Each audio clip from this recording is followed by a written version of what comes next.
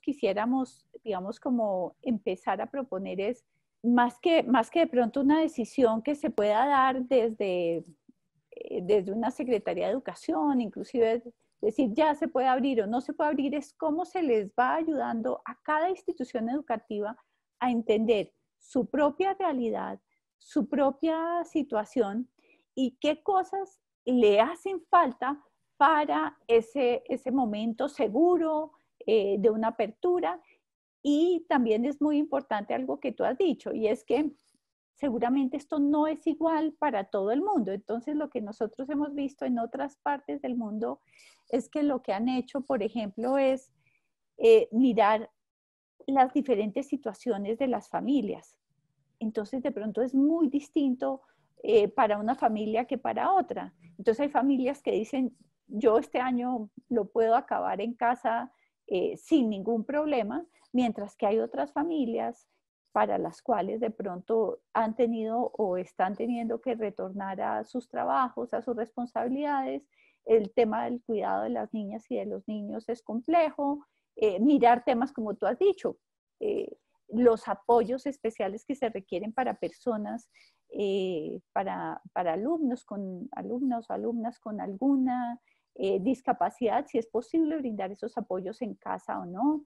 El tema de primera infancia, por ejemplo, es una gran preocupación también, porque allí, pues más allá de, digamos, de las dificultades, digamos, con lo tecnológico, está siendo complejo y está siendo complejo como sabemos todos, precisamente también por las brechas de inequidad que hay también, ¿no? Hay familias que de pronto están pudiendo acompañar mejor que otras. Entonces creo que aquí tenemos pues una cantidad de complejidades. Entonces este tema de pronto de poner en la agenda ese, ¿cómo le ayudamos a cada institución educativa a ir alistándose para, para, ese, para ese posible retorno seguro a la presencialidad o a una presencialidad como están hablando también del sistema híbrido, que es como niños aquí y otros de pronto participando de manera virtual? Eso digamos que podría ser. Y tú decías también otra cosa, pero ya creo que podemos darle la palabra a mis compañeros para generar aquí la conversación. También las dificultades que hay frente a lo tecnológico. Tenemos que reconocer que, pues, que todo este tiempo ha habido niños que de pronto reciben una guía impresa cada cierto tiempo. Entonces, aquí toda esta brecha que se está abriendo también de abrir esta inequidad, de pronto habría que priorizar también esas personas y esas familias y esos lugares donde no está siendo fácil recibir ni siquiera algo, digamos, algo vía, digamos, esa posibilidad virtual. Carolina, y ustedes que son expertos en familias, habrán visto que las encuestas muestran un gran temor por parte de los padres en el retorno. Cifras del 70, 60, 70 y 80% de papás diciendo mejor no. Entonces, la red Sí. papás, ¿qué opina de eso? Bueno, quiero decirte que al principio era como el 90 y pico por ciento. Creo que en la medida en que la gente también ha ido entendiendo, pues que esto es un tema mucho más largo de lo que estábamos pensando, que lo que tú dices es cierto, no es fácil decir, ya, mañana es seguro, sino la gente, entonces digamos, lo que ha venido bajando es que ha venido bajando ese porcentaje. Entonces, yo creo que, Oscar, lo que tenemos que hacer es que precisamente las instituciones puedan darle mucha más seguridad a las familias. Con tantas incertidumbres como hay ahora, es muy complejo. Sí, las instituciones se van alistando y las familias van viendo seguridades. Mira, hay muchas familias que nos dicen, también lo necesito, es decir, necesito, es decir, como tú dices tú, ese otro 40% o ese otro 45%, dependiendo de cómo se vayan moviendo esas encuestas, se está diciendo, tengo problemas en casa, no está siendo posible para mí.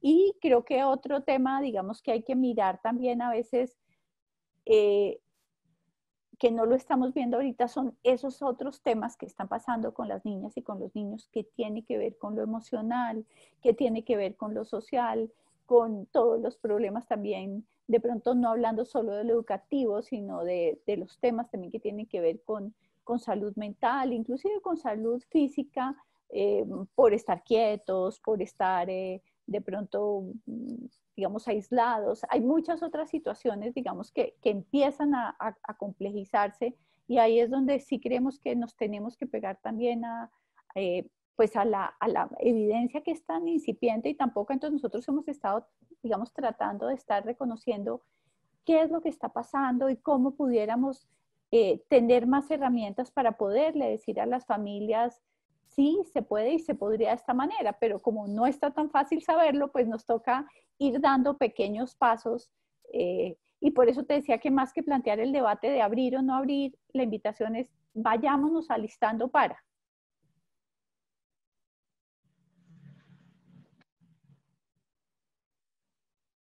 No te oímos. Hola, es que tenía bloqueado el micrófono. Caro, muchas gracias. Tenemos más de 60 personas de Bocas de Bebará, Quibdó, Tierra Alta, Medellín, Pereira, Cúcuta, Bogotá, muchos lugares de Colombia. Bienvenidos, los invitamos, las invitamos a ir escribiendo sus comentarios y preguntas en el chat, y así nos van ayudando a tener una conversación más participativa. Bueno, Elizabeth o Alexander, ¿quién quiere tomar la palabra? Bueno, buenas tardes a todos y a todas. Yo creo que sí, empezaría por decir que no creo que la política que se plantea o las decisiones que se planteen tengan que ser iguales. No puede ser lo mismo para todos. O sea, claramente hemos visto que esto nos ha dejado al descubierto lo que ya todos sabíamos, que son todos esos procesos de inequidad y de injusticia que se han dado en el sistema educativo, y que en este momento pues claramente se nota, aparece más con mucha fuerza, y por lo tanto si se van a tomar medidas de cómo vamos a regresar a los centros educativos y cuándo, pues no se pueden tomar de la misma manera, porque pues es distinto pensar en un centro educativo de los megacolegios que tiene 1.500 o 2.000 estudiantes, de qué manera vamos a hacer ese proceso, o un colegio que pueda tener 200 estudiantes o 100 estudiantes. No más por eso las cosas cambiarían. O un megacolegio que tiene todas las condiciones físicas, digamos, para funcionar, o un colegio pequeño de Tierra Alta, de donde están ahorita, estamos hablando de Tierra Alta, de Cartagena, de otras ciudades del país, en donde los espacios son pues demasiado reducidos. Entonces digamos que si lo vemos por la situación de los espacios físicos, pues obviamente habría que pensar en cosas distintas. Luego, si lo vemos por el tema de la forma como los maestros están llegando a los estudiantes, pues también uno tiene que pensar de manera diferente. Es diferente cuando tenemos un porcentaje de estudiantes. En el caso de Fe y Alegría, por ejemplo, en el caso de Fe y Alegría, uno en Bogotá puede decir, tenemos un 60%, 50% de niños que se pueden conectar a través de estos medios, de plataformas que lo hemos llamado nosotros para entendernos. Si lo ponemos en otros espacios o en otras ciudades del país, donde el promedio ya baja al 35%, y si nos vamos a lo rural, pues no tenemos ningún tipo de conectividad de este tipo. Allí aparecen otro tipo de conectividades, aparece el WhatsApp como un elemento más generalizado, y que hemos ido descubriendo algunas formas interesantes de trabajar con el WhatsApp, que nos ayudan algo más, pero después aparece el gran porcentaje de estudiantes que no tienen ningún tipo de conexión, o los que solamente establecen llamadas telefónicas. Entonces, ahí frente a eso uno tendría que decir, bueno, y entonces, ¿quiénes tendrían que regresar primero? ¿Cómo hacemos para que esos que nunca se han podido conectar, que han estado totalmente ausentes, pues de pronto tendrían que ser los primeros en regresar? Y luego hay otra variable que también creemos que se debe tener en cuenta, que es el tiempo que les queda a los estudiantes en los centros educativos. Entonces tenemos la variable de los niños de 10º y 11, que uno diría, bueno, a los de 11 ya no regresaron, y los de décimo les queda un año, y cómo hacemos para en un año recuperar todo este proceso que ha quedado allí en el vacío, qué vamos a hacer con esto. Entonces creemos que ese tendría que ser un grupo prioritario, y los grupos de primer ciclo, que ya lo decía Carolina antes, los niños pequeños tienen un grave problema, y es que tienen que tener un adulto para que los apoye en el proceso de aprendizaje. No para que hagan de papás, pero sí para que los apoyen, para que hagan de maestros, pero es para que los apoyen más en los procesos de organización, de entender las cosas, de ir interactuando con determinadas situaciones. Entonces, esos dos grupos poblacionales, si hablamos solamente de grupos poblacionales, estaríamos hablando de estos de la media, que van a tener muy poco tiempo para alcanzar el proceso, y estos más pequeños que pensamos que necesitan otros apoyos. Entonces ahí tendría uno que decir, de pronto esos tendrían que ingresar primero. Tenemos también toda la población de CT, que sabemos que debería ser una población también que deberíamos mirar de qué forma regresa primero y de qué manera lo hace. Y la población de los que llamamos, bueno, que el ministerio ha llamado rezago escolar, o de aquellos que no han podido avanzar o han avanzado muy poco. Entonces, nosotros creemos que esas 4 poblaciones son en las que tendríamos que empezar a pensar cómo hacemos el regreso de ellos, pero creemos que nada de eso se puede hacer en el 2020. Nosotros creemos que para poder hacer eso, efectivamente hay que hacer unas investigaciones más profundas, apoyando, por ejemplo, los lineamientos del Ministerio de Educación. Hablan de la caracterización de las familias, de la caracterización de los docentes, de la caracterización de las escuelas, pero eso es un ejercicio que hay que hacerlo muy serio, y más pensando que esto es un tema a largo plazo. Tú ya lo decías, Oscar, que esto es un tema que no puede ser ya, es un tema que tiene que ser a largo plazo.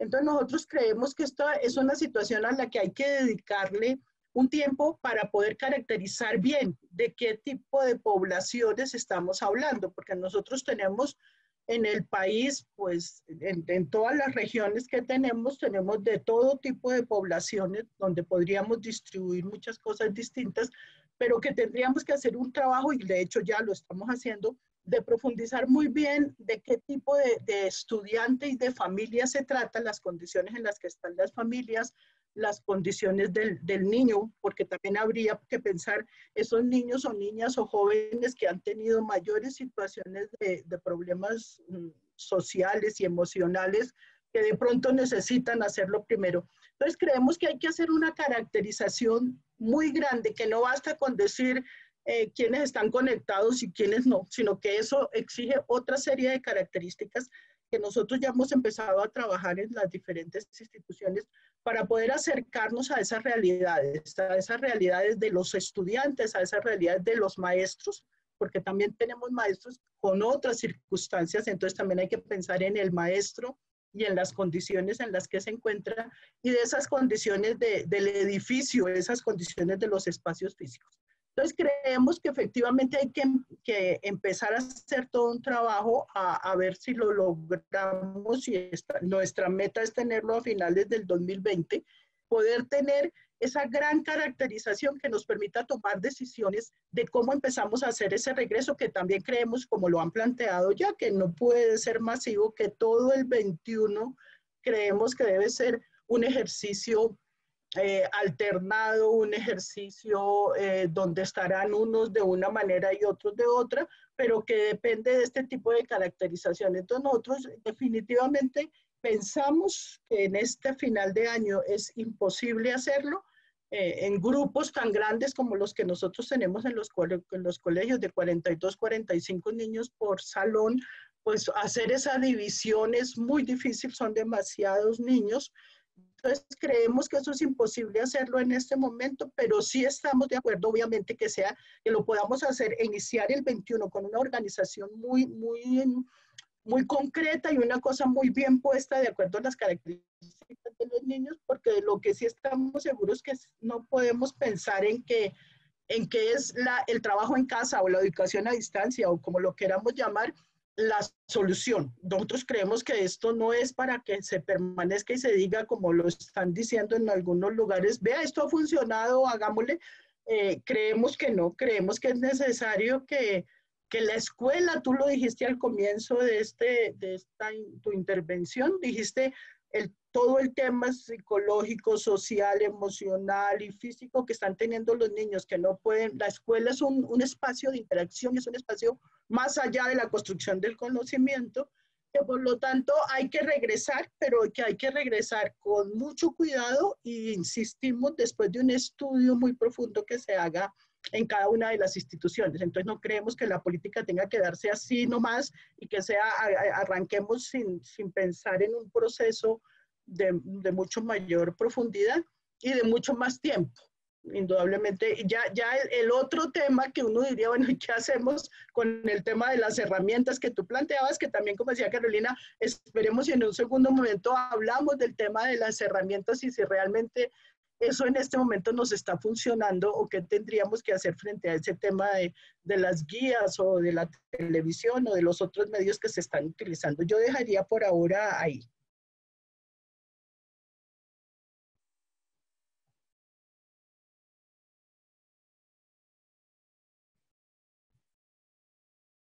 Gracias, Elizabeth, muchas gracias. Ustedes tienen colegios en todo el país. Fe y Alegría tiene más de 50 colegios. Sí, señor. O sea, nosotros tenemos en la costa, en toda la zona Caribe, Santa Marta, Cartagena, Barranquilla, Montería. Tenemos en la zona oriente, en los Santanderes, norte y sur, en Barranca. Tenemos en Antioquia, en Pereira, sí, estamos repartidos en todo el país. Y tenemos una zona en Barranca donde tenemos 21 escuelas rurales donde tenemos otra realidad, ¿no? Y entonces, por supuesto, tú resaltas las enormes diferencias entre unas y otras instituciones y además en los estudiantes dentro de una misma institución. ¿Tú tienes claro que de pronto Fe y Alegría piense abrir algunos colegios en concreto, parcialmente, relativamente pronto, o ninguno? ¿Cómo dentro de la propia diversidad de Fe y Alegría lo están manejando? No, lo que decía antes, nosotros creemos que en este momento, finalizando el 20 sería muy difícil, es decir, nosotros creemos que hasta final del 20 sería muy complicado en medio de la realidad que tenemos pensar en abrir colegios. Pensamos que sí se debe empezar en el 21, a comienzos del año, después de tener muy bien organizado el proceso. Estamos mirando el tema de lo de 10º y 11, sobre todo de los estudiantes de 11, si implicaría tener algún tipo de trabajo con ellos este año, puesto que ellos estarían en condiciones pues más importantes que todos los demás, porque no van a tener más tiempo, que es una de las variables que nosotros estamos manejando.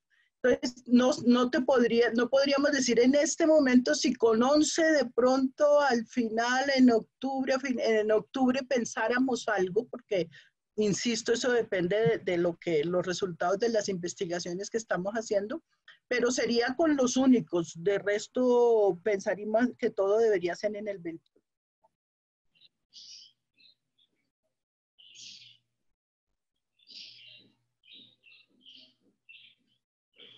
Está pasando algo con mi micrófono y no lo logro activar oportunamente, disculpen. Y también disculpen por el chat, esto es terrible, nos ha pasado un par de veces que hay personas muy groseras que interfieren en la comunicación. Ya creo que los habían sacado del chat, pero bueno, así pasa lamentablemente, incluso en estos espacios que se supone que son protegidos. Bueno, Alex, ¿usted cómo ve todo esto, hermano? Oscar, gracias. Muy buenas tardes a todos los colegas que se conectan. A Luca Paz por la invitación. Bueno, quiero hablar de una investigación, una nota de política que hizo el IDEP, Instituto para el Desarrollo Pedagógico, de Investigación Educativa y para el Desarrollo Pedagógico de Bogotá. Quienes no lo conocen, invitamos a que pasen por nuestra página. Dejé el link en el chat para que descarguen la nota de política de la que vamos a hablar. La hemos titulado Análisis del regreso a clases bajo el modelo de alternancia en el marco del COVID-19. Es un ejercicio que hicimos hace muy poco, la verdad, también buscando entender esta complejidad que nos ha tomado y pues que implica dar respuestas efectivas desde lo que decía ahorita Elizabeth, ¿no? Cómo la investigación nos puede dar luces al respecto. De modo que las opiniones que daré pues no son personales, no son mías per se, ni de la entidad, ni del IDEF, tampoco es la voz de la administración distrital, es el resultado de un ejercicio de investigación que hicimos que involucró a maestros, directivos docentes, orientadores, familias, estudiantes, epidemiólogos, investigadores de diferentes órdenes, y pues que ha arrojado pues un análisis en tres secciones. La primera tiene que ver con la respuesta al COVID desde el sector educativo. Hicimos un análisis de prensa, una revisión nacional e internacional acerca de las decisiones que se están tomando y cuáles han sido sus resultados. El análisis internacional nos sirve pues para mirar esas experiencias, qué tan efectivas han sido y qué resultados han arrojado. Y lo que vimos en esta revisión internacional es que algunos países que iniciaron muy pronto la pandemia, que llegaron en algún momento al pico y que pasaron el pico y que decidieron volver, pues después identificaron rebrotes y tuvieron que regresar a modelo no presencial. Esa es la principal conclusión de esta primera sección del análisis internacional. Ustedes pueden encontrar ahí los ejemplos concretos en la nota de política. Ahí hicimos un rastreo por Europa, Asia y bueno, y en América Latina también encontramos algunos ejemplos. La segunda sección es bien interesante porque abordamos un análisis desde lo jurídico. Aquí tenemos unos expertos en esta materia y nos ilustraban acerca de la tensión que hay entre los diferentes derechos que entran en juego en esta decisión. Sí, el derecho a la vida, el derecho a la salud, el derecho a la educación, el derecho al trabajo y otros. Y en esta tensión, pues no es fácil y nos ilustra la balanza. Sin embargo, también aquí tenemos una conclusión muy importante y es que no hay evidencia que respalde que el retorno a clases presenciales en octubre o en septiembre incluso está garantizando los derechos fundamentales. Es decir, parece que entramos más en riesgo si motivamos el retorno que si permanecemos en una situación de trabajo en casa, de aprendizaje en casa. Es decir, al respecto, desde la parte jurídica, y esto tiene mucho que ver con una consulta que nos hizo la Corte Constitucional, la Corte nos pidió un concepto, y pues está garantizando, nosotros basados en esta investigación, les sugerimos que esta Directiva 11 pues debería ser declarada inconstitucional, precisamente por no hallar una evidencia que respalde que el retorno en el segundo semestre pues va a garantizar plenamente los derechos, sino que todo lo contrario. La tercera parte tiene que ver un análisis de actores involucrados. Hicimos un análisis, como les contaba, invitamos a rectores, directores locales. Esto se hizo en Bogotá, esto pues tomó como referente Bogotá, pero nosotros basamos en esta investigación, desde luego nos han consultado desde diferentes partes del país y aplica en términos generales.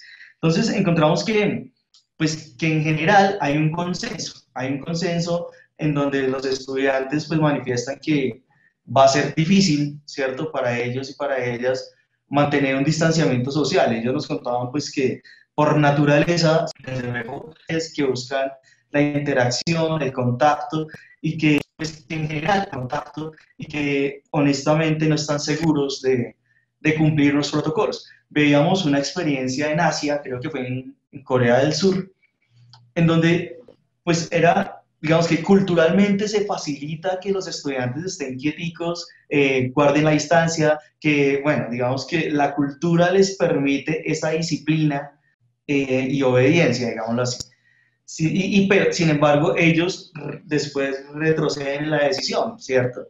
Acá todos coinciden en que a nivel de, digamos, los estudiantes dicen que no va a ser fácil garantizar ese distanciamiento social en las aulas.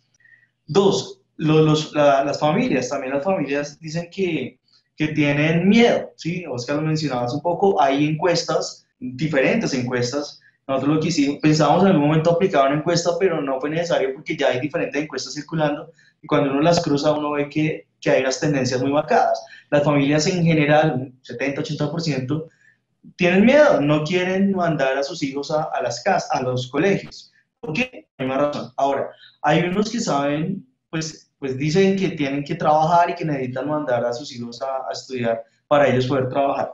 Sin embargo, eso está representado en el sector de los estratos 1 y 2 principalmente, es decir, de las zonas más vulnerables. Y estos son los que más están aportando víctimas mortales a la pandemia. Entonces, ahí hay una correlación muy, muy peligrosa que habría que tener en cuenta.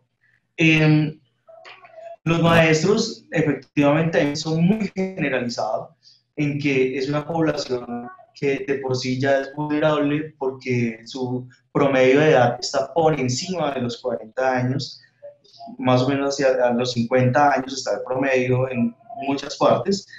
Muchos de ellos ya tienen preexistencias, muchas enfermedades preexistentes, entonces sería muy complicado porque tocaría identificar cuál es el porcentaje de maestros que estaría disponible y dispuesto para ir a los colegios y de pronto no sea tan alto como se espera. Los directivos docentes también manifiestan una gran preocupación pues, por la infraestructura, porque no está dada para garantizar bioseguridad. Los baños, el acceso, los mismos esquemas de ventilación, de agua, de electricidad, de conectividad de los colegios y de las sedes son muy complicados. Aquí también hay una recomendación de no retornar al menos durante este 2020. Y los orientadores, que también han hecho una alarma muy fuerte, si bien ellos han alertado frente a la salud socioemocional y salud mental de los estudiantes en sus casas, que se han disparado los casos de abuso sexual, de violencia en el hogar, si bien eso es así, también recomiendan que se activen los diferentes protocolos pues, que garantiza el sector público para garantizar los derechos, ¿sí? para que estos niños y niñas puedan llevar pues, pero también pues, han sido muy conscientes de que es muy difícil no garantizar los derechos en la escuela. Es decir, lo mismo que menciona, la bioseguridad, el distanciamiento social va a ser difícil garantizarlo. Entonces, esas son como nuestras principales recomendaciones. Yo dejo estar para el segundo bloque y la otra parte.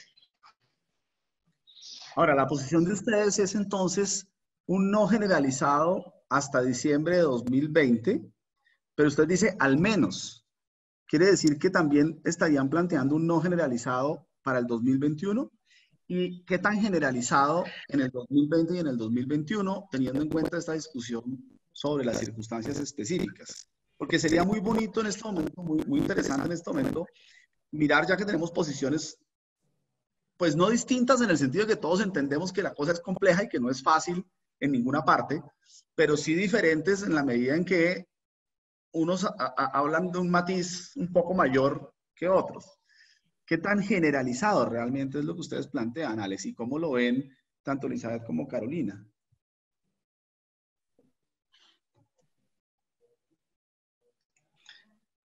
Hay que preguntar, Oscar. O inicio yo esta ronda.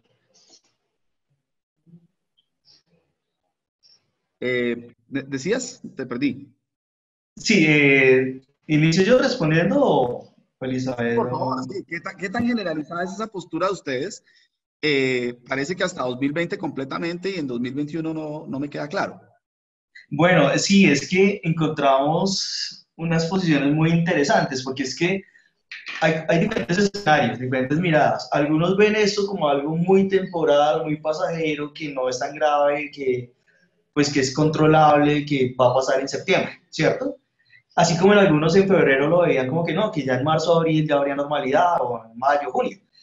Hay otros más moderados que dicen, bueno, puede que en el segundo semestre, puede ser que llegue la vacuna, que baje el pico de la pandemia, que pueda regularse en el transcurso antes de noviembre, digamos, ¿sí? Pero no es lo general, el grueso es muy escéptico a que en el segundo semestre se dé todo lo que acabo de mencionar, que se dé una vacuna, que los colegios logren adecuar sus instalaciones con condiciones de bioseguridad, que haya conectividad para todos y los que no estén presencial y que estén en alternancia en su casa, pues tengan acceso a Internet. O sea, la gran mayoría son escépticos a eso y hay un sector incluso más escéptico aún que también dice en el 2021, no sabemos, o sea, no sabemos si llegue un rebrote mundial a comienzos del 2021 o eso se empeore, nadie quisiera, pero no lo sabemos. Bueno, momento para las réplicas. No, yo estaría sigo estando de acuerdo también con lo que está planteando. Yo creo que sí, efectivamente en el 2020, ya lo decía y lo vuelvo a repetir, en el 2020 nosotros no podríamos pensar, insisto, porque todo lo que hay que organizar para ser muy responsables con las familias, con los estudiantes, con los maestros, es necesario organizar demasiadas cosas para que las cosas realmente funcionen. Ya lo han dicho ustedes, pero nosotros en las encuestas que aplicamos a las familias, pues igual tuvimos un 90% más o menos en promedio general en Colombia, un 90% de familias que ni se hacen responsables de lo que pueda suceder, ni quieren enviar a sus hijos, ni están de acuerdo en que las cosas cambien hasta el próximo año. Entonces eso sería una primera cosa que nos detiene a poder tomar una decisión si asumimos lo que ha dicho el Ministerio de Educación, que tenemos que hacerlo de acuerdo a la intención de las familias. Entonces yo creo que ahí hay una primera cosa que nos frena totalmente. Efectivamente las familias están muy asustadas, no entienden de qué manera se puede hacer, aunque viven situaciones muy difíciles en sus hogares, situaciones económicas, situaciones de que los papás y las mamás o los tíos, las abuelas, los que estén con los niños, pues no pueden desplazarse con la libertad que tienen para poder conseguir algo de dinero para estar en la casa, pero de todas maneras piensan que no se debe hacer. Pero yo insisto en que necesitamos prepararnos mucho, tenemos que prepararnos, había ahorita en el chat, vi que Isabela decía, pues, ¿cómo hacemos para que el próximo año, si los niños no van a estar, para que en el 21 podamos pasarlos de un grado a otro y que así, sabiendo que van a estar mal preparados? Justamente todo eso es lo que yo creo que uno tendría que preparar, trabajar mucho con los maestros en una propuesta muy seria de qué es lo esencial que tendríamos que trabajar en cada una de las disciplinas, de qué manera se tendría que trabajar haciendo propuestas más innovadoras para que esas estrategias nos permitan no tanto recuperar el plan de estudios, todas las cosas que se tienen que trabajar, sino por el contrario, las cosas esenciales que un niño o una niña debe aprender de cada una de las disciplinas, lo esencial en el desarrollo de capacidades, lo esencial en los procesos que hacen los niños para poder trabajar en el pensamiento crítico, esas cosas que son más esenciales, habría que precisamente decir, porque nosotros en este momento nos toca tomar decisiones de que no podemos pensar en que todo se tiene que trabajar. Es imposible tener que trabajar todo lo de los planes de estudio, sino se tendría que buscar y empezar a decidir, y eso son cosas que en las escuelas hay que dedicar tiempos, los equipos de dirección, los maestros, a tomar decisiones de qué es lo que debe ser esencial, cuáles son los conceptos fundamentales que tendríamos que trabajar y a qué le tenemos que dedicar el poco tiempo que tenemos para que las cosas sean mejor. Entonces yo creo que, insisto en que todo no se puede hacer este año, que tendríamos que empezarlo el próximo año, y no para todos, sino en condiciones diversas. Bueno, Caro. Bueno, ahí creo que, digamos, entiendo la mirada de Elizabeth y entiendo también que ella está mirando a los colegios de Fe y Alegría y van a hacer una tarea, digamos, muy, muy juiciosa. Y también, digamos, el estudio que nos presenta Alexander, que creo que voy a mirarlo de todas maneras con detenimiento porque creo que es muy interesante. Sin embargo, yo invitaría a muchos de los que, digamos, están participando y creo que en este debate, creo que es difícil dar fechas y es difícil dar como lineamientos para todos. ¿Qué ocurre también? Y lo decía Alexander, ¿qué pasa con aquellas personas de estratos 1 y 2? Donde el riesgo para los niños está siendo de toda índole. Ahí tendríamos, y eso podría ser un tema, es decir, que si la decisión, por ejemplo, de un alcalde, de un gobernador, se torna en que este año no hay retorno escolar, hay que ver cómo se les resuelve a estas familias el que puedan estar con sus hijos. Porque yo creo que aquí, y recuerden ustedes que el artículo 44 de la Constitución Nacional dice que las niñas, los niños y los adolescentes tienen derechos prevalentes y que son familia, Estado y sociedad responsables de precisamente de garantizarlos. ¿Qué pasa si para una de estas familias de las que nos hablaba Alexander no es posible? No podríamos, es decir, no actuar frente a esto. Entonces yo sí creo que en la medida en que se tomen decisiones como las que estamos hablando acá es, ¿qué va a pasar con estas niñas, con estos niños y con estos adolescentes, con todos estos alumnas y alumnos durante este semestre? ¿Qué vamos a hacer con esos porcentajes tan altos de niños, pues los que están conectados a las plataformas, como le decía Elizabeth, pues bueno, ahí por lo menos están recibiendo algo y ver de qué manera se les acompaña emocionalmente, qué cosas sociales nos inventamos para que, digamos, mitigar los posibles daños.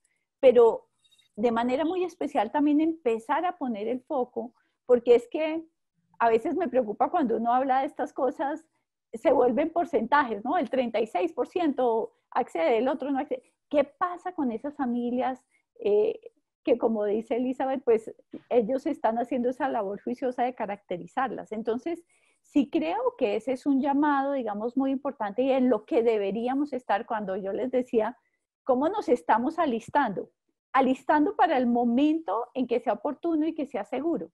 Pero mientras ese se alista la escuela, en paralelo tenemos que ver cómo nos movemos a entregar acompañamientos, apoyos, que es una complejidad enorme, que hay cosas un poco como tú lo decías en un principio, la televisión, la radio no están funcionando como quisiéramos, funciona más otras cosas. Entonces yo creo que aquí sí tenemos que hacer un ejercicio, digamos, de innovación y de articulación entre muchas entidades, porque creo que si cada uno de nosotros está buscando, y cuando digo nosotros, no sé, si cada institución educativa, cada uno está buscando una solución por aparte, pues lo que estoy viendo y lo que estamos viendo es que, pues que muchas personas se están quedando por fuera y que cada vez más, en la medida que este tiempo se va ampliando, pues lo que pasa es que esa brecha también se va ampliando y como nos decías tú, Oscar, al principio, después acortar esta brecha y cerrar esta brecha será muy complejo y para algunos será de pronto un tiempo, digamos, irrecuperable. Y no quiero sonar dramática, pero entendamos también, por ejemplo, que esa ventanita que tienen las niñas y los niños en primera infancia es una ventanita corta, donde si no aprovechamos esos 3 primeros años de vida, donde si no aprovechamos esos 6 primeros años de vida, pues un año allí es dramático, 1 año y medio, 2 años o 3 años son terriblemente dramáticos, digamos, en este momento. Entonces yo sí creo que nosotros deberíamos estar haciendo 2 cosas. Aquí voy a poner ahora en el chat, nosotros venimos apoyando a un grupo de expertos en temas de salud escolar que están haciendo una encuesta que es gratuita, que les va a dar información a las instituciones educativas. Entonces se llama Escalando en Salud y Bienestar Escolar. Les está dando una información a las instituciones educativas mediante el diligenciamiento de esta encuesta que les permite como de manera, digamos, relativamente rápida tener una primera información, porque esto que decía Elizabeth es fundamental, caracterizar, saber en qué estoy, empezar a tener pistas de cómo me alisto yo. Y creo que un tema, Oscar, que a mí, digamos, me preocupa enormemente es que parte de lo que hemos visto ahorita es que los colegios no conocen a sus familias.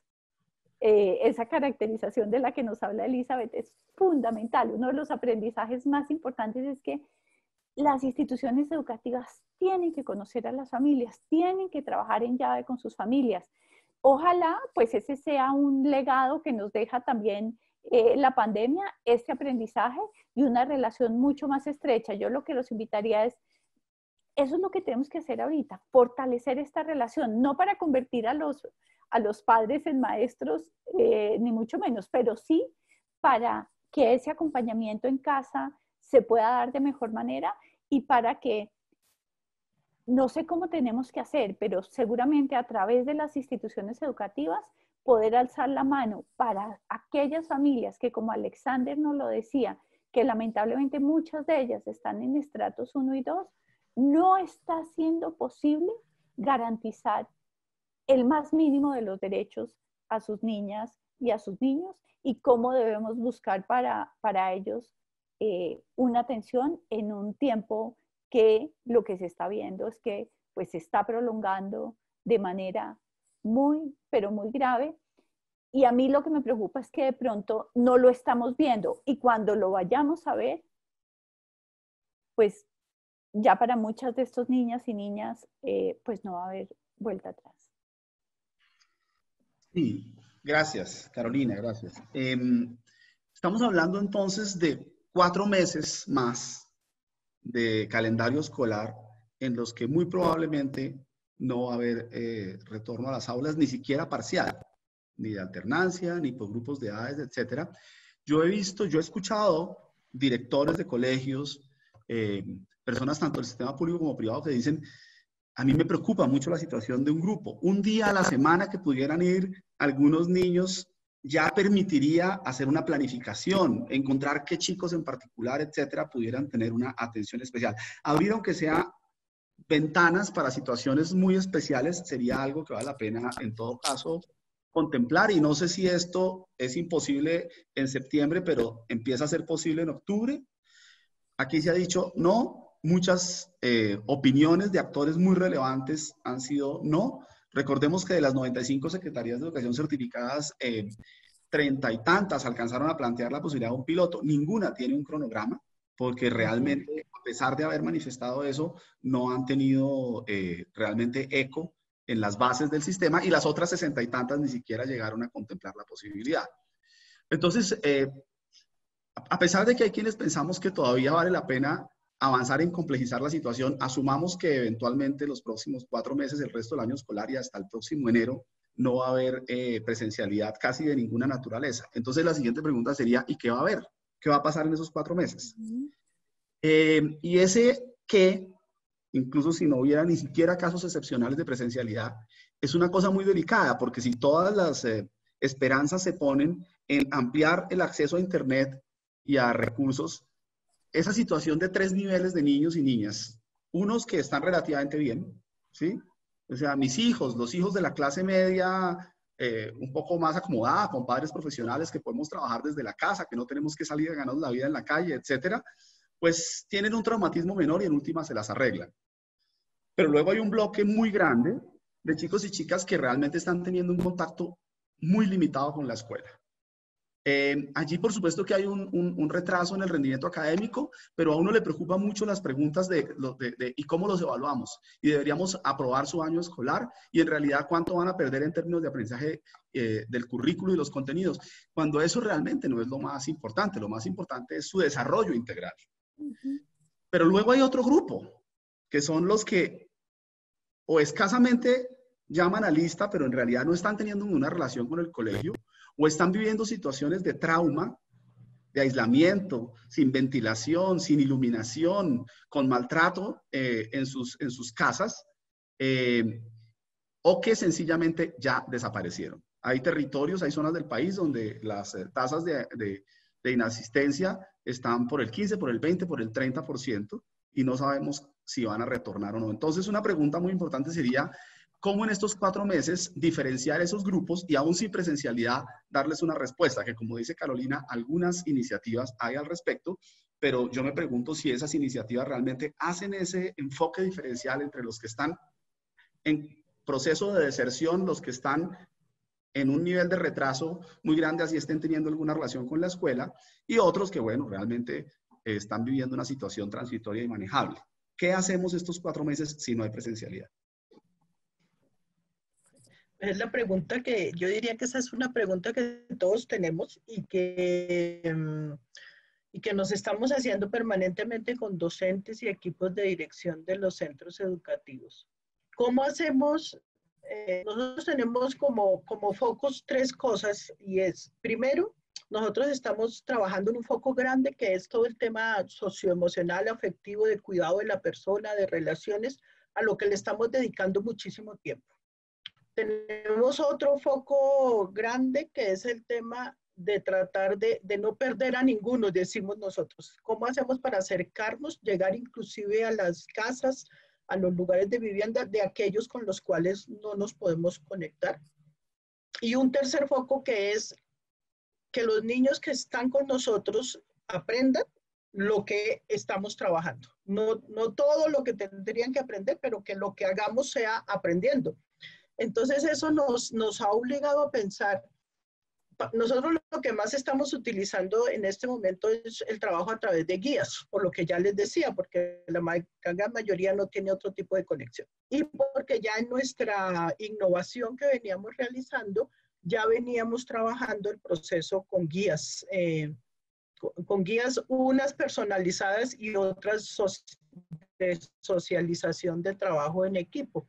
Entonces, pues seguimos trabajando en las guías, que digamos que eso no generó mayor traumatismo, pero sí apareció un gravísimo problema. Y es que como no hay la interacción, precisamente eso que tú dices, no tenemos la posibilidad de interactuar maestro-estudiante, ni tenemos la posibilidad de mediar, el maestro pueda mediar su aprendizaje porque no hay ese tipo de interacción, sino con unos pocos. Entonces ahora la pregunta es cómo diseñamos esas guías para que las guías puedan generar ese proceso de interacción y para que las guías puedan mediar. Y en eso estamos. ¿Cómo hacemos para que esas guías tengan una serie de preguntas problematizadoras que muevan los procesos, aunque yo dure 30 días sin poder interactuar con el estudiante? Porque 30 o 25, lo que sea que se demora en regresar el niño, la guía o de enviarla nuevamente al colegio, para que después el maestro nuevamente le haga la retroalimentación y hagamos un trabajo. Inclusive hemos estado trabajando cómo sería volver a recuperar el género epistolar y a través de cartas que se envían y se recogen en los colegios, podemos lograr algún proceso de aprendizaje. Lo que sí estamos seguros es que la guía sola no nos estaba funcionando como lo hicimos al comienzo.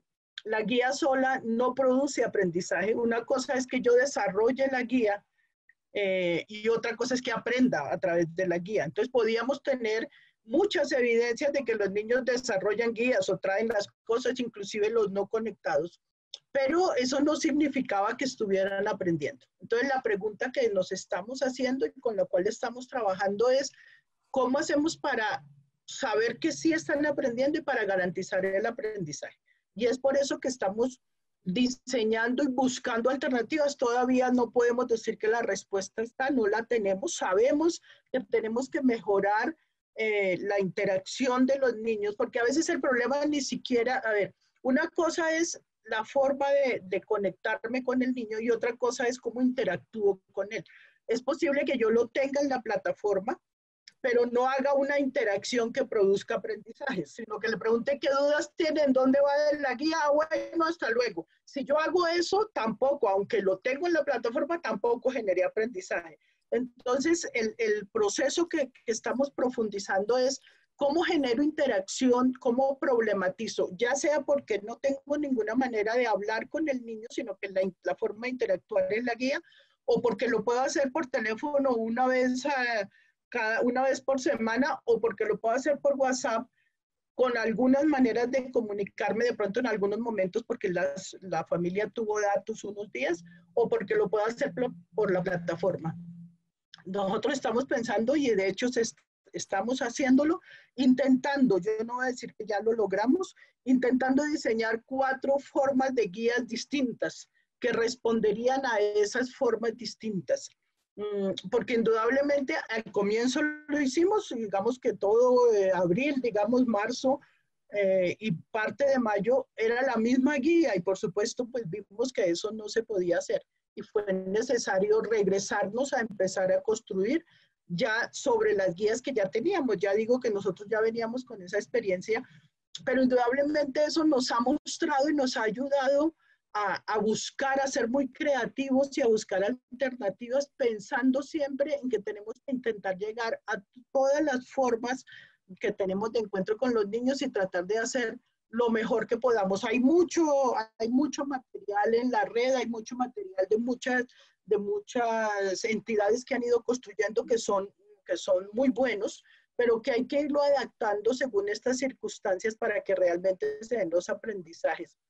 En la medida de lo posible, con los equipos que tenemos en nuestros centros de trabajadores sociales, psicólogos, las personas de pastoral, también estamos intentando llegar a las familias, ya sea, insisto, porque se les visita o porque se les dedica tiempo por teléfono, para tratar de mitigar un poco todos estos temas que tienen que ver con el desarrollo integral de la persona, que para nosotros es clave, es esencial, para nosotros y para todos, eso no solo para nosotros, es clave y es esencial. Y por eso le estamos dedicando tanto tiempo a ese trabajo de la persona. Hemos desarrollado muchos programas en la onda de bienestar, palabreando, todo eso que es cómo me comunico con los diferentes medios, pero para que la gente pueda expresar sus situaciones, se pueda compartir. Inclusive los maestros, para los maestros hay una gran franja con un grupo de personas que están apoyando a los maestros, porque los maestros están viviendo también toda esta serie de situaciones.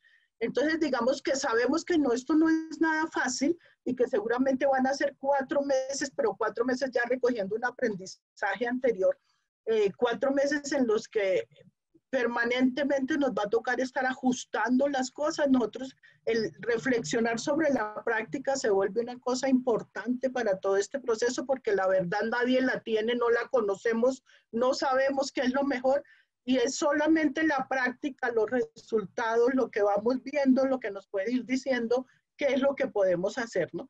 Y muy seguramente, para aclarar un poco lo de decirlo de forma total, que en el 20 no, muy seguramente cuando nosotros a mediados de septiembre tengamos los resultados de una primera parte de la investigación, ahí podremos decir algunas cosas frente a todos esos niños que sabemos que están teniendo más riesgo emocional, más riesgo personal. ¿Qué podríamos hacer con ellos de otra manera en estos momentos? Pero yo insisto en que hay que hacer mucho trabajo de acompañamiento con los docentes, dedicar mucho trabajo pedagógico a la reflexión para ir encontrando esos caminos, y lo que dije antes, focalizando lo que tenemos que enseñar y lo que los niños tienen que aprender, que no necesariamente son todos los temas de un plan de estudio, de un currículo, sino que va muchísimo más allá de todo eso.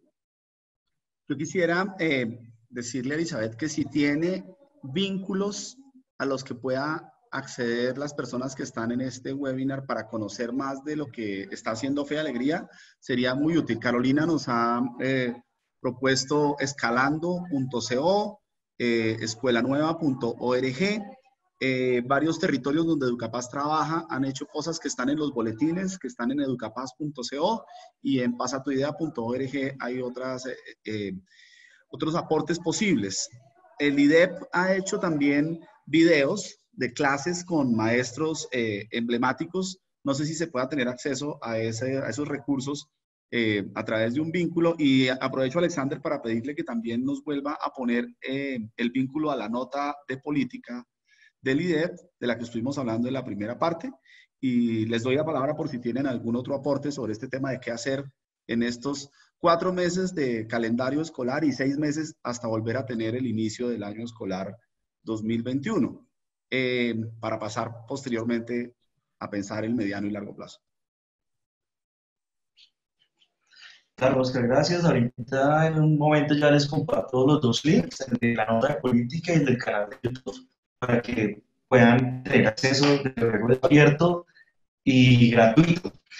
Frente a la pregunta de, bueno, y entonces, ¿qué hacer en este segundo semestre? Nosotros hicimos 5 recomendaciones, pues, emergentes del estudio, ¿no? Yo, antes de hacer así, quisiera aclarar, dije que nos había solicitado un consejo de la Corte Constitucional.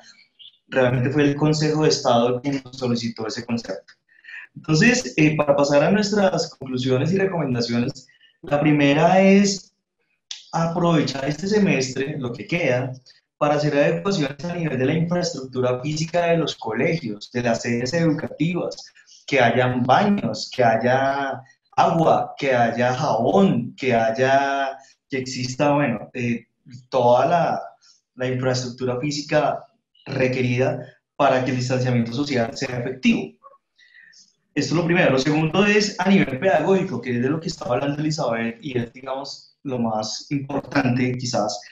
¿Qué hacemos a nivel pedagógico? Entonces, a nivel pedagógico, efectivamente hay que garantizar el aprendizaje, pero entonces aquí hay una reflexión muy importante, porque es que hay un paradigma en el que se entiende como aprendizaje aquello cognitivo, y dado que las pruebas estandarizadas han sido el estimador de la calidad educativa, entonces todo el sistema educativo está sesgado para que creamos que aprendizaje es matemáticas, lenguaje y ciencias naturales. En ese sentido, la reflexión es cambiar un poco el paradigma, y yo creo que si esta reflexión queda del COVID, habremos avanzado a nivel de pensamiento pedagógico contemporáneo en Colombia, y es que se necesita pensar aprendizaje también como el desarrollo integral a nivel de las habilidades y competencias para el siglo XXI. Se necesita pensar no en lenguaje. Un ejemplo muy concreto: yo soy maestro de ciencias sociales, ¿cierto? Entonces, digamos, en grado sexto se ven civilizaciones clásicas europeas. Entonces, sería un poco complejo hacer entender a un niño de zona rural o una niña y ponerle una guía de la civilización griega y romana, mientras estamos en un momento donde hay que hablar de cosas mucho más puntuales y más interesantes, de hecho. O estoy en noveno y entonces vamos a hablar de la literatura barroca, ¿sí? Pues eso de pronto puede estar descontextualizado y no es tan pertinente. Sí es más pertinente hablar o pensar en cómo los maestros y los sistemas educativos, los colegios, promovemos el desarrollo de habilidades y competencias, la creatividad, la resiliencia, la resolución de problemas, la comunicación, ¿cierto? En plano general, y a partir de los contextos, de las condiciones, de las posibilidades que hay, pues pensamos en algo mucho más personalizado. Esa es una gran recomendación. Tenemos que llegar a la personalización. O sea, seguir pensando en tener grupos de 35, 40 o más, y que todos y todas tienen que aprender lo mismo en este momento, que porque les va a evaluar la prueba, eso ya está muy complejo. O sea, eso hay que repensar. Quizás tengamos que pensarnos procesos más personalizados. Un niño o una niña que le interesa más el arte o le interesa más la lectura, o pues qué tal si el maestro, a partir de eso, de esa oportunidad, trata de desarrollar otras habilidades. Quizás eso sea mucho más pertinente, y nuestra recomendación es a este nivel pedagógico pensarnos eso, ¿sí? Pensarnos un nuevo paradigma del aprendizaje. Desde luego, los 4 campos clásicos de la pedagogía son, pues, lo epistemológico, o sea, el qué enseñar, qué aprender, cómo lo enseño, ¿cierto? Lo didáctico, cómo lo evalúo, que es la evaluación, y pues a nivel curricular eso cómo lo secuencializo. Para eso somos profesionales, para eso estudiamos la licenciatura, y quizás uniendo eso con las condiciones, pues, del contexto, podemos encontrar las vías y las soluciones. No van a ser estandarizadas para todos igual. Esto va a ser muy personalizado quizás. La tercera recomendación que hacemos tiene que ver con entender esas brechas sociales. Ya tanto Carolina como Elizabeth lo mencionaban, y es identificar las brechas sociales existentes en una escuela en particular, ¿sí? Que claro, se multiplican, pero entenderlas, caracterizando las familias, los estudiantes, las necesidades especiales de los niños y niñas, incluso si hay discapacidades, si hay necesidades de inclusión, si hay población vulnerable en qué aspecto, ¿no? Si hay situaciones de salud emocional. En eso hay que también enfocar esfuerzos en este segundo semestre. Desde luego preparando un eventual retorno presencial o preparando una alternancia. Cuarto, tener en cuenta pues que hay que hacer un cronograma. El modelo de alternancia es un modelo válido, desde luego, ¿sí? Ese modelo de alternancia es el paso anterior a volver plenamente a las aulas, que no sabemos cuándo vaya a ser. Y hay que hacerlo, la alternancia hay que hacerla. La gran discusión es cuándo se empieza la alternancia. Y la recomendación que hacemos, es la cuarta recomendación que está en la nota de política, es una vez pase el pico, se puede empezar a hacer ese cronograma. y el cronograma hay que respaldarlo en un análisis de actores involucrados, con epidemiólogos, con el sector salud y bueno, todos los que sean implicados. Pero nuestra recomendación es ahí hacer un cronograma de retorno una vez pase el pico, no hacerlo antes de que llegue el pico, porque no sabemos, ¿sí? O sea, hacerlo ahorita no tiene mucho sentido todavía. Y la quinta recomendación es que se haga un plan muy fuerte de fortalecimiento de la infraestructura tecnológica. De nuevo, no sabemos qué vaya a pasar después. O sea, algunos piensan que esto pasa y ya nunca vuelve, o que pasa y volvemos a una normalidad donde pasarán muchos años hasta que volvamos a tener una situación de educación en emergencia, pero otros están diciendo que no. O sea, hay evidencia que también demuestra que quizás hayan otras situaciones, una tras de otra índole, asociadas a cambio climático, a tema ambiental, y si no es eso, entonces es un conflicto social. Entonces, lo mejor es fortalecer toda la infraestructura tecnológica y el derecho, garantizar el derecho, o perdón, la conectividad y la Internet como un derecho básico fundamental. Eso. Bueno, no sé si hay alguna otra recomendación para eso. Yo de pronto quería rápidamente, digamos que creo que para resumir, creería que en el tema, digamos, en estos meses, mientras no haya esa apertura, hay que reforzar el tema académico, digamos, y creo que el tema de guías, yo ponía allí la experiencia también digamos, que hay ahora de escuela nueva, porque ellos tienen, digamos, ese proceso súper validado y tienen muchas guías que además involucran a las familias. Entonces, por ejemplo, tienen para que los niños al final conversen con sus familias y en casi todas las lecciones que ellos tienen esta parte, digamos, involucrada. Entonces, ahí los invito, digamos, a mirar eso. Creo que hay que reforzar, sin lugar a dudas, lo académico. Las familias tienen muchos problemas también con el tema de rutinas. Si bien hay que darles flexibilidad, hay que ayudar a las familias a que niños, niños y adolescentes tengan unas rutinas, tengan unos temas académicos. Ahí, por ejemplo, Francesco Tonucci, que ha sido asesor, por ejemplo, de Bogotá en este tema, hablaba de cosas que se pueden hacer de manera más larga, que no es de pronto la guía del aprendizaje de una cosa puntual, sino vamos a hacer el libro de las recetas de la pandemia, voy a escribir la historia de mi vida, vamos a leer en familia una vez al día en un horario que se define. Entonces, como ese tipo de cosas, recordemos que hay que reforzarlas de manera muy especial para que ese retroceso en el académico sea lo menos posible. El segundo tema tal vez es muy importante que reforcemos con las familias todo el acompañamiento socioemocional de niñas, niños y adolescentes. Nosotros desde Red Papás, y aquí me hago una publicidad, los invito a que nos sigan por las redes sociales con un numeral que se llama Conectados para Cuidarnos. Hemos hecho muchísimas cosas específicamente para acompañar, digamos, este proceso y hemos ido respondiendo a las preguntas que nos hacen las familias. Entonces hay muchos contenidos y últimamente lo que estamos haciendo para los colegios son unos boletines que se les mandamos semanalmente al colegio para que ellos puedan también compartir con sus familias.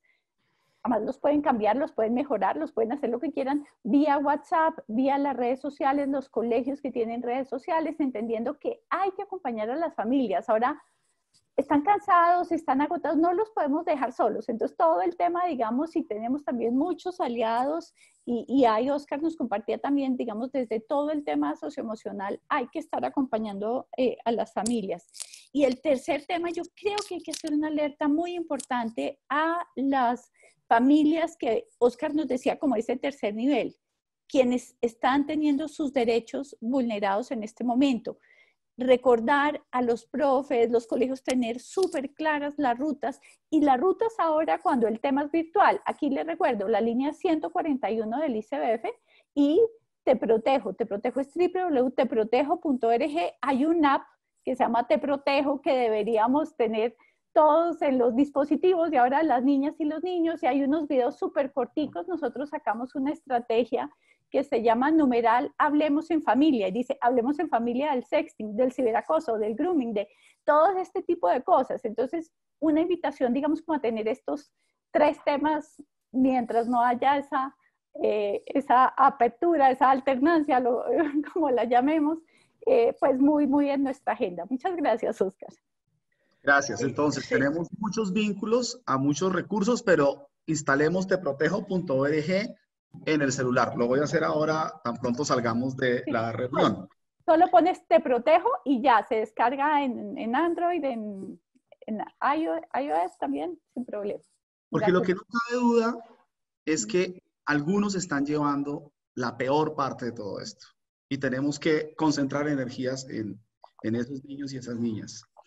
Bueno, para entrar al último segmento, les voy a proponer que hagamos un intermedio de 3 minutos y le demos de pronto, no sé si él estará preparado para eso, pero le diéramos la palabra a José Correa para que nos lea un par de sus décimas, que es nuestro compañero de la zona del Sinú, el San Jorge, este territorio bello, los Montes de María y demás del Caribe, y que nos cuente un poco alguna décima. ¿Puede, José? Sí, señor, claro. Bueno, hágale. Bueno, vamos a hacer la extra que le escribí ahí. La estoy haciendo en el acto. Y a través de ella yo quiero preguntar, dice así: yo sí quiero preguntar con mi décima Spinella, ¿qué le ha pasado a la escuela? ¿De qué manera se puede reinventar? ¿Cómo puede la deserción enfrentar con todos estos protocolos? Los profes estamos solos, nos falta acompañamiento. También pedagogía del entretenimiento y la conectividad está de polo a polo. Muy bien. Había otra, por allá más atrás. Sí, ahí arribita hay otras. Hágale. Dice, el retorno a la clase es incierto, de manera presencial. Tal vez de forma virtual podrá ser esto cierto. Yo permanezco despierto a los cambios que se viven y que estudiantes se tienen vinculados al sistema.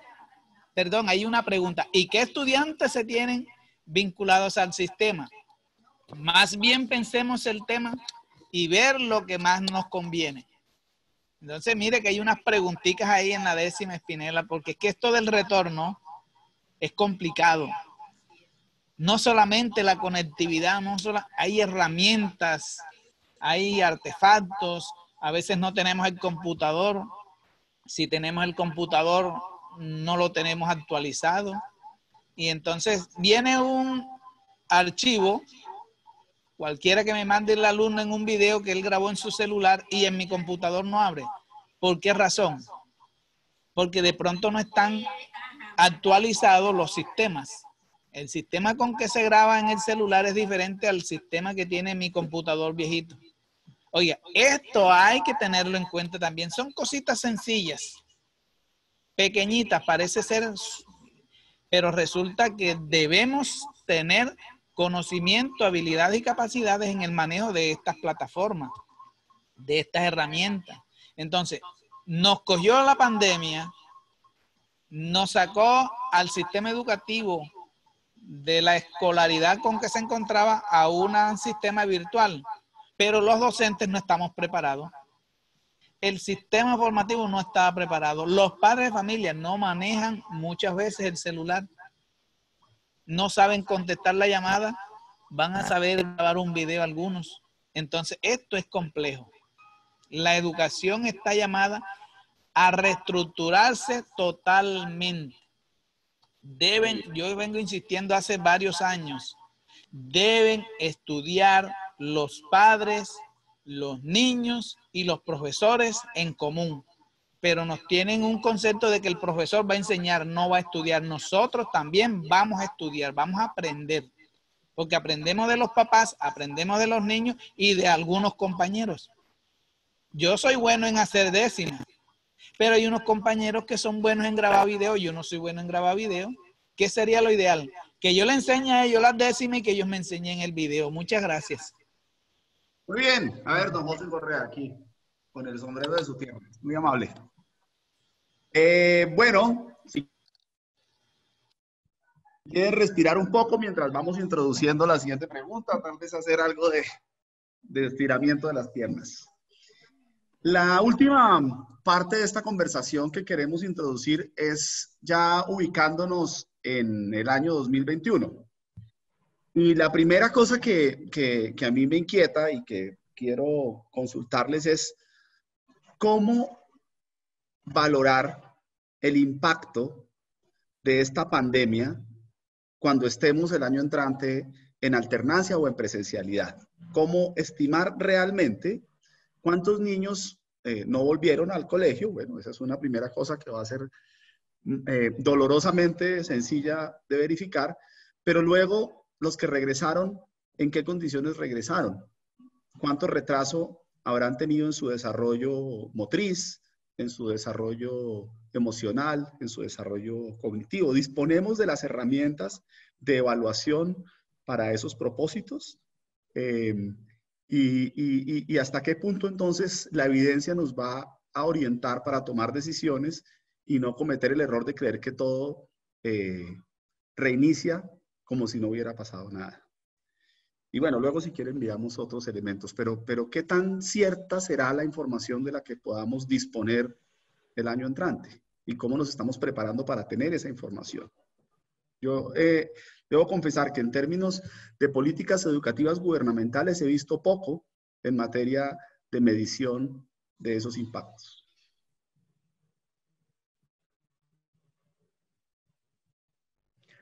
Pues yo creo que es un poco lo que he venido planteando. Yo creo que no podemos esperarnos al 21.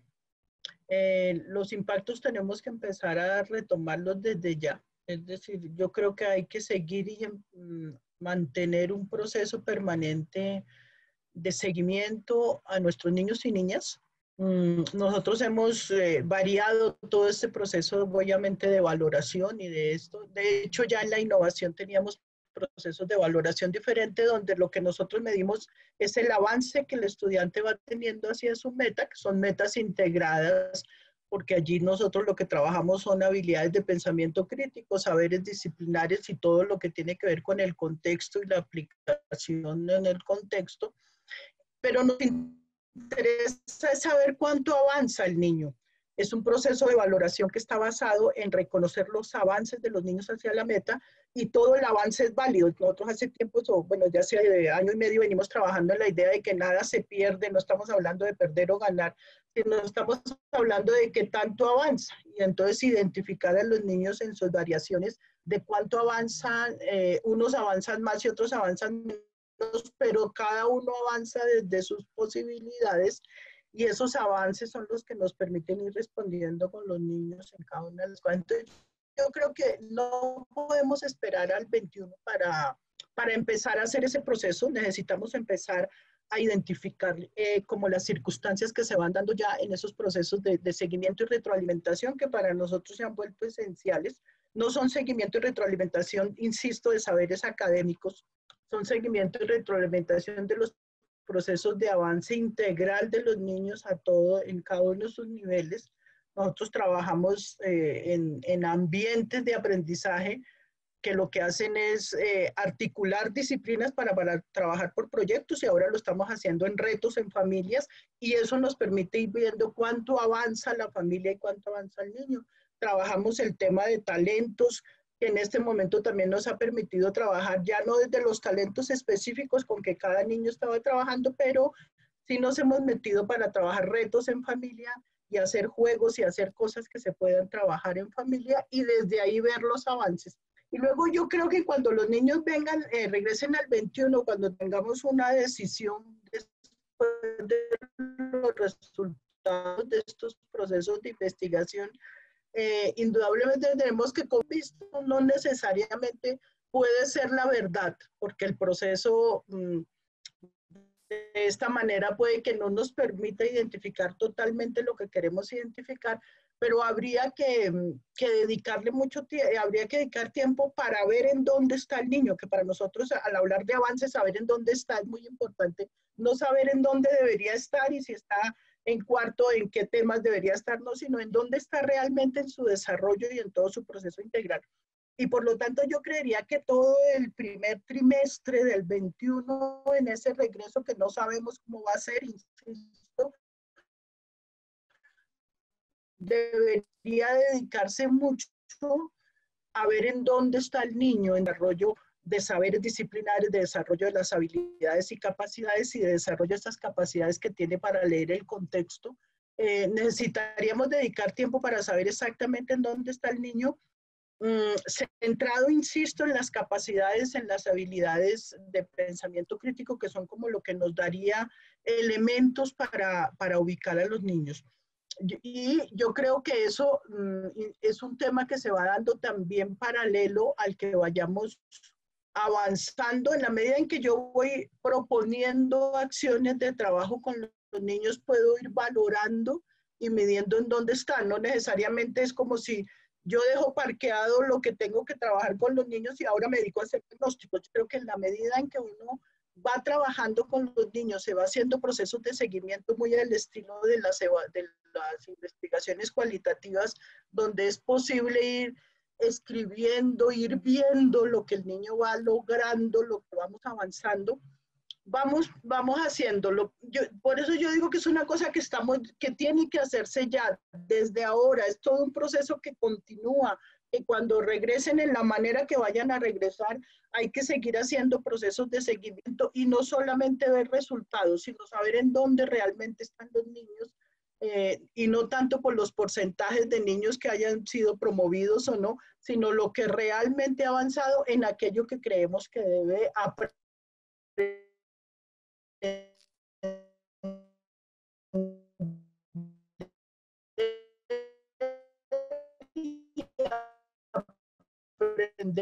hablando en términos integrales, no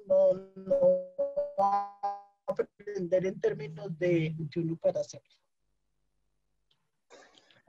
Gracias, Elizabeth. No sé si perdimos algún pedacito de lo que nos dijiste, pero me parece que el mensaje de calificar menos y, por supuesto, no reprobar como un principio, sino comprender y poder conocer en toda su diversidad a nuestros chiquitos y esperarlos, recibirlos con esa posibilidad de entender lo que cada quien está necesitando especialmente, es un mensaje muy bello. La pregunta sería, ¿de qué herramientas disponemos para hacerlo? ¿Qué herramientas estamos aplicando también?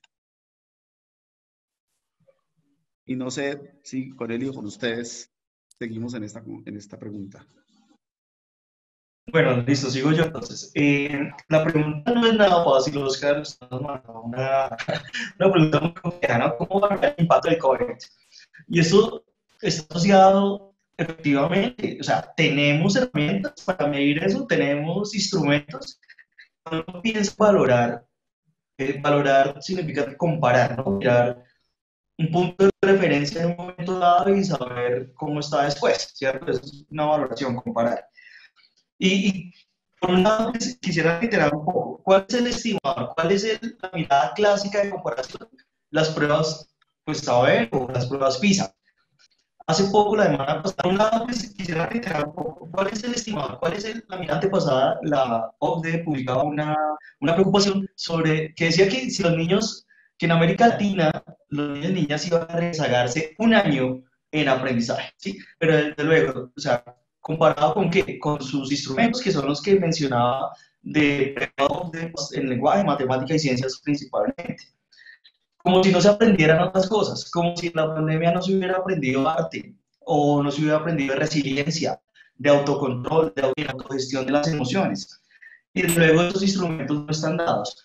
Por eso, bueno, coincido con Elizabeth en que este ejercicio debe ser muy de aprendizaje, que son los que mencionaba, cualitativo en principio, pensarnos instrumentos como si los aprendimentos que nos sirvan a futuro, bueno, 2021 de hecho ya, pero pensarnos desde el desarrollo humano, ¿sí? Pensarnos otros indicadores que no sean esos de siempre, que desde luego pues nos están sesgando el sistema, pensarnos las habilidades. Hay un ejercicio que nos puede servir, ¿sí? Que no, porque no estamos partiendo de cero.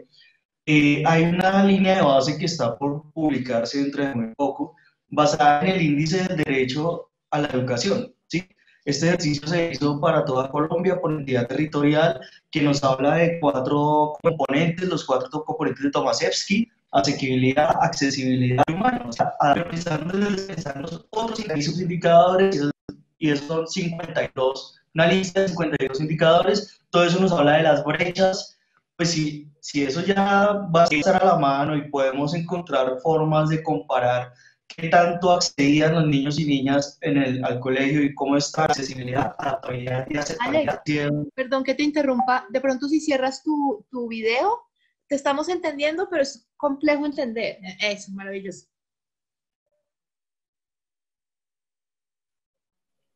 Perdón. Bueno, ya voy a terminar. Decía una línea de base desde las brechas, ¿sí? Desde cuáles eran las dificultades y de modo cualitativo cómo se fueron superando. Quizás podríamos entender un poco cuál fue el impacto del COVID, qué logros tuvo y qué retos quedan. Bueno, Oscar, de pronto yo quería ahí sumar simplemente 3 cosas cortitas. Creo que obviamente es clave medir lo educativo y yo creo que eso tiene mucho de largo y de ancho y creo que ahí hay muchos expertos. Nosotros tuvimos un webinar con Julián de Subiría y creo que ya tiene 200.000 visualizaciones. Ha sido una locura porque hay una gran preocupación específicamente por la evaluación de lo que tiene que ver, digamos, con lo educativo. Pero yo quería proponer otras 2 cosas que tenemos que medir. Uno, todos los temas de salud. Y allí hemos venido hablando con varias entidades que miden todo lo que tiene que ver con salud escolar. La escuela debería saber también cómo recibe estas niñas y niños.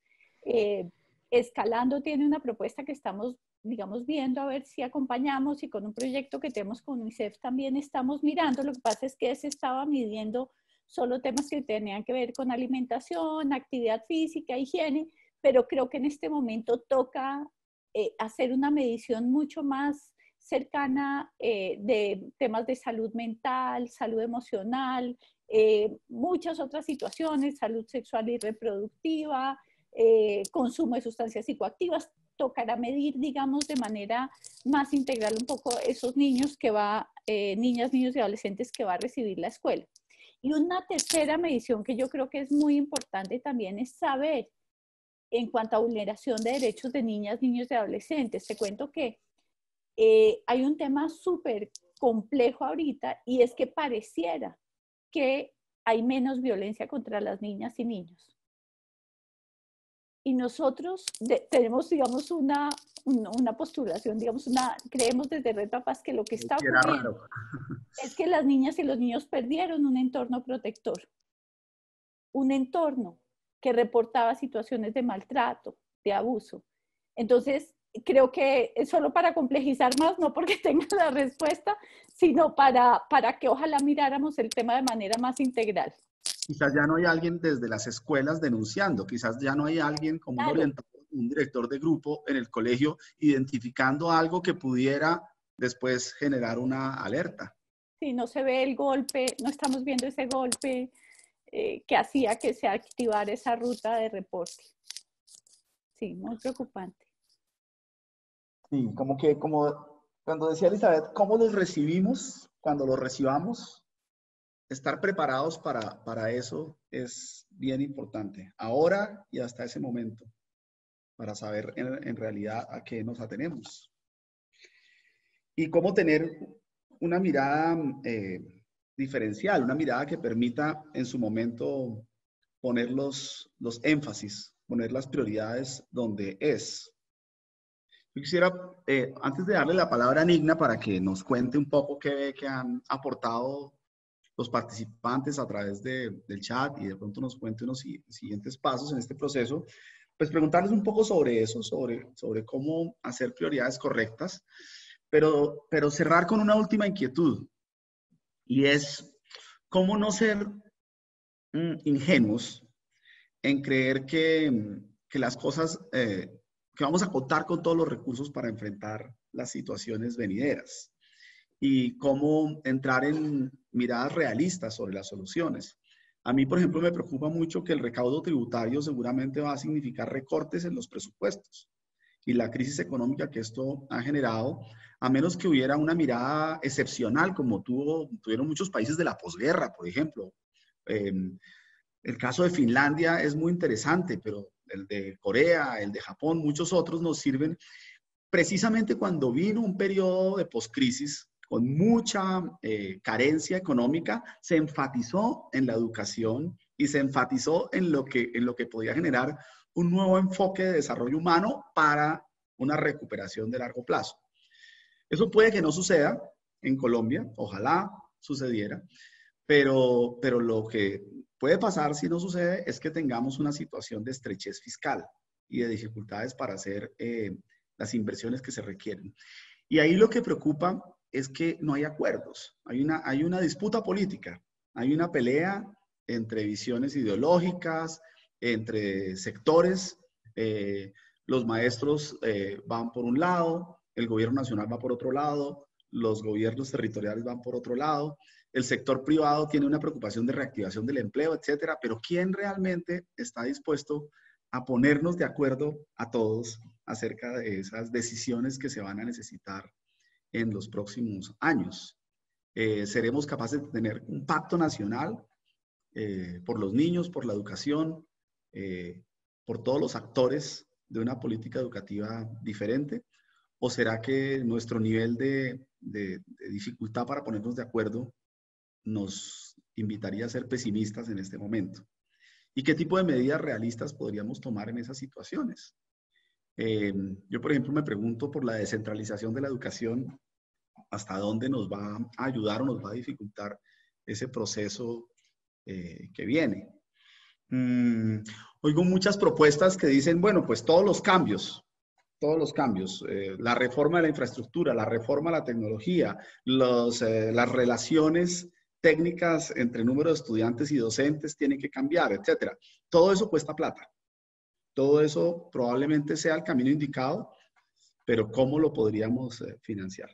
Entonces, les dejo esas inquietudes finales. Quisiera escucharlas y escucharte también a ti, Alex, en este último segmento y darle la palabra a Nigna para despedirnos. Ahí de pronto voy a empezar yo, además porque de una vez de antemano me voy a disculpar porque tengo que salir a otra reunión, pero creo que haces la pregunta más importante que deberíamos estarnos haciendo los colombianos en este momento. Y se me ocurría oyéndote que de pronto, pues este es un reto que de pronto nos queda a los ciudadanos, nos queda a la sociedad civil, y de pronto ver cómo, fíjate que en las últimas elecciones la educación es un tema que convoca, la educación está atrayendo votos. ¿Por qué no pensáramos en generar una movilización que le dé ese norte a nuestro, digamos, a nuestros gobernantes? Y yo creo que si ese fuera el centro, digamos, si nosotros ponemos a niñas, niños y adolescentes en este momento en el centro, su salud, su educación, digamos, sus derechos, inclusive mirar como si no es por ahí, pues no hay otro camino, ¿cómo podríamos sentarnos a pensar soluciones? En muchos de estos webinars que he estado salen cosas interesantísimas de cómo inclusive los avances que hemos tenido desde el punto de vista tecnológico los pudiéramos capitalizar para la educación, es decir, empezar a decir, venga y distribuimos de pronto ese presupuesto diferente, venga y hacemos cosas diferentes. Aquellos, digamos, donde de pronto las autopistas que toca empezar a priorizar ahora son las tecnológicas, pero aquellos donde es muy costoso priorizar eso, prioricemos saneamiento básico, prioricemos otras cosas de tal manera que garanticemos esa educación para las niñas y los niños. No sabría, digamos, cuál es la respuesta, pero se me ocurre, Oscar, que alrededor de Educapaz creo que hay muchos actores que podemos unirnos y sumarnos y generar una movilización realmente importante que le ayude al país a tener ese norte. No creería que lo haga en este momento, digamos, un gobernante, sino de pronto nos va a tocar a la sociedad civil generar esto y generar esta conversación y poner estas prioridades.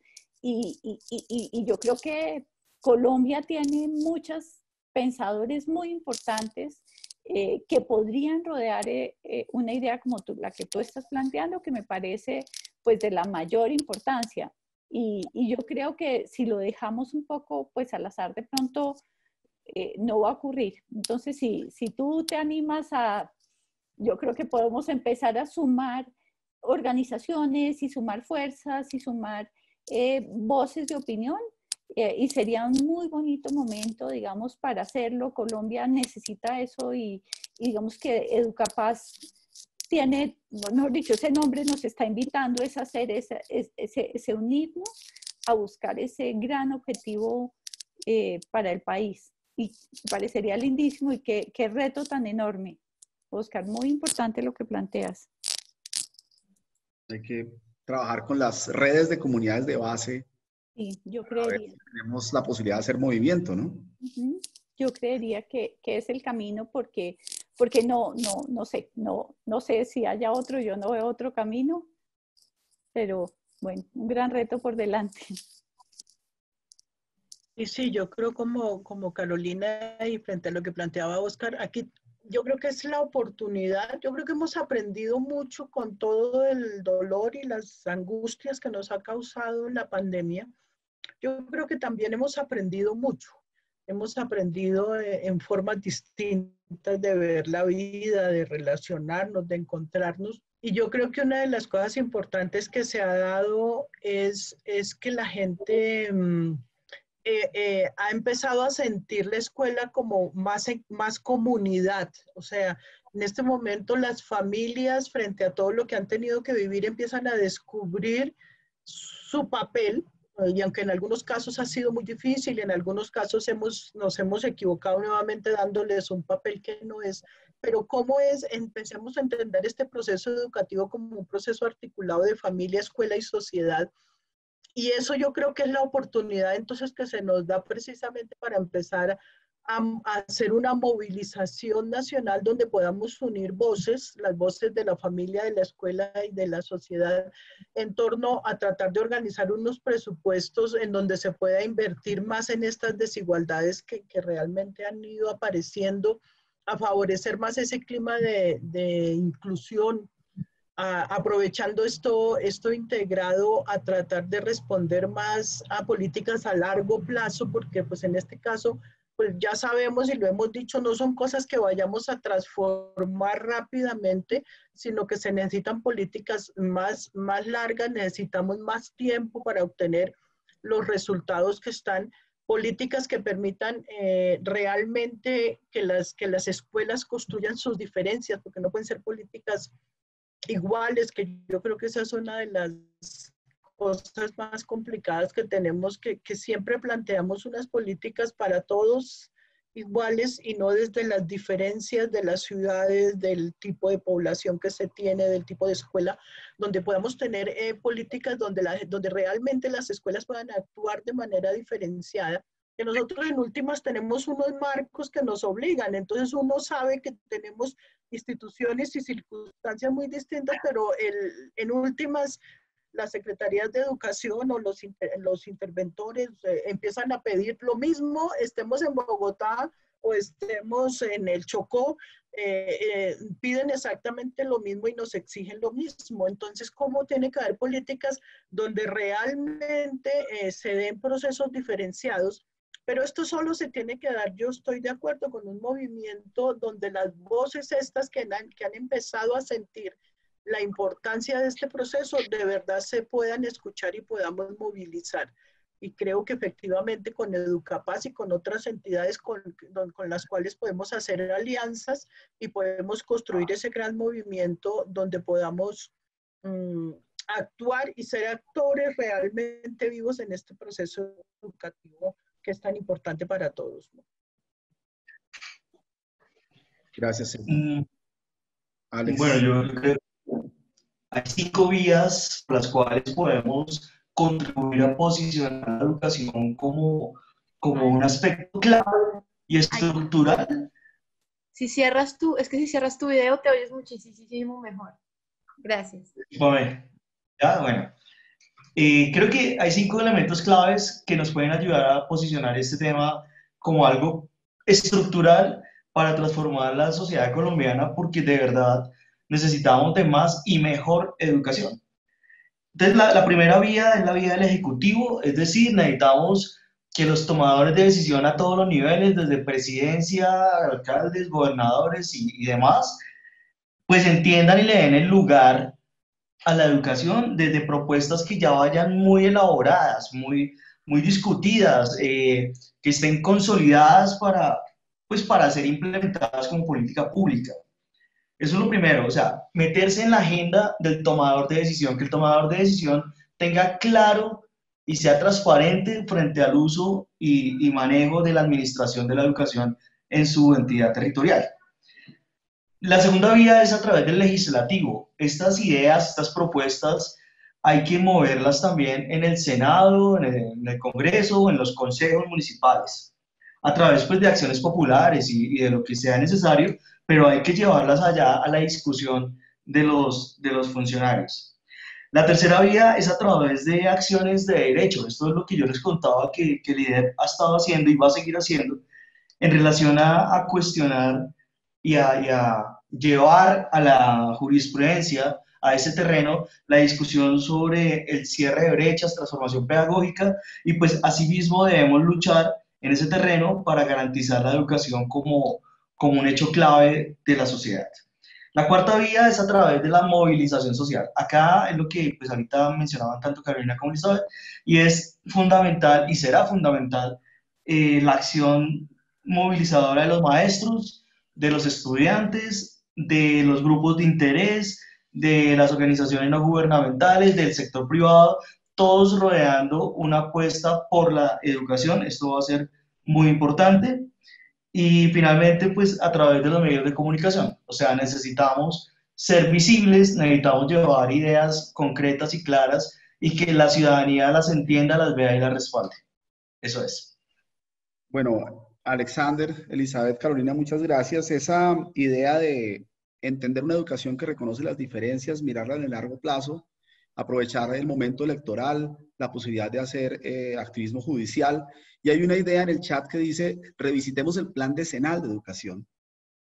Puede ser también muy interesante. Muchas gracias. Yo me despido, no sin antes ofrecer condolencias a las familias de los jóvenes miserablemente masacrados en Samaniego y en Llano Verde en Cali, que es un tema también sobre el cual estamos profundamente conmocionados y preocupados y sobre el cual vamos a volver a proponerles que mantengamos la memoria viva, la reflexión y la acción colectiva sobre esta situación tan dramática que estamos viviendo. Nigna.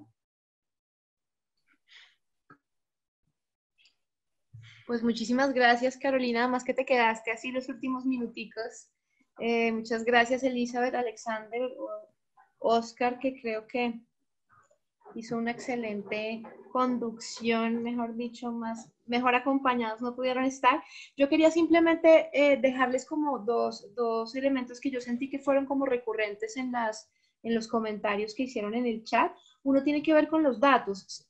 O sea, como que hay una sensación de que faltan datos, de que los docentes no tienen acceso a datos para saber lo que está pasando, de que no saben si las familias, si están haciendo encuestas, si las familias han dicho algo sobre si quieren o no regresar. Entonces, como una necesidad de datos, de conocer de manera más general lo que está ocurriendo y lo que están pensando las familias. Y pues como una preocupación recurrente respecto del tema emocional y la relación que eso tiene con la deserción escolar y con la violencia intrafamiliar.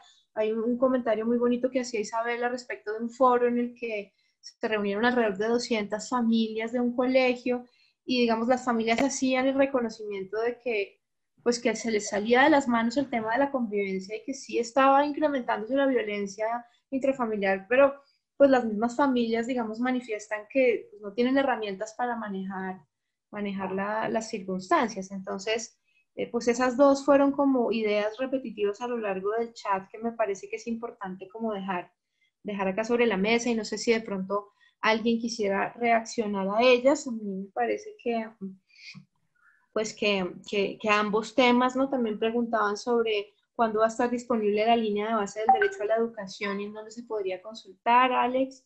Pero en general sí como más datos, ¿no? Como más información dura sobre la cual pudieran los profes tener un panorama más claro de lo que está ocurriendo.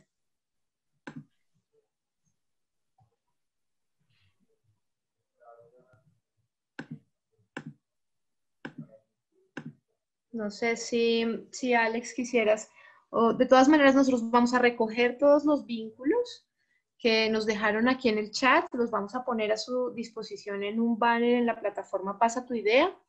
Y vamos a estar pendientes de esta información, digamos, más dura, de ponerla a circular en esta comunidad y a circular entre los equipos y las personas que acompañamos y que acompañan las organizaciones con las que estamos trabajando para pues tener esa información disponible. Y bueno, pues agradecerles a todos su participación. Ha sido un grupo pequeño, pero creo que eso nos ha permitido tener una conversación bien a profundidad. Alex, estoy tratando de habilitarte el micrófono. ¿Quieres agregar? Ya. Ahora sí, sí, yo creo que ya el informe está por salir. Esto lo hizo un equipo interdisciplinario donde hubo investigadores de la Universidad de los Andes, la Fundación Corona, Empresarios por la Educación. Bueno, hubo varias entidades, pero sé que están pronto a publicarlos. Yo creo que a final de este año estarán los datos. De todos modos, si les interesa, el IDEF va a trabajar muy fuerte con estos datos y también publicaremos algo sobre el final de este año. Gracias, Alex. Entonces estaremos muy pendientes nosotros de circular esa información. Oscar. Gracias. Bueno, gracias a todos. Que tengan feliz resto de tarde. Interesante. Nos vemos después del pico.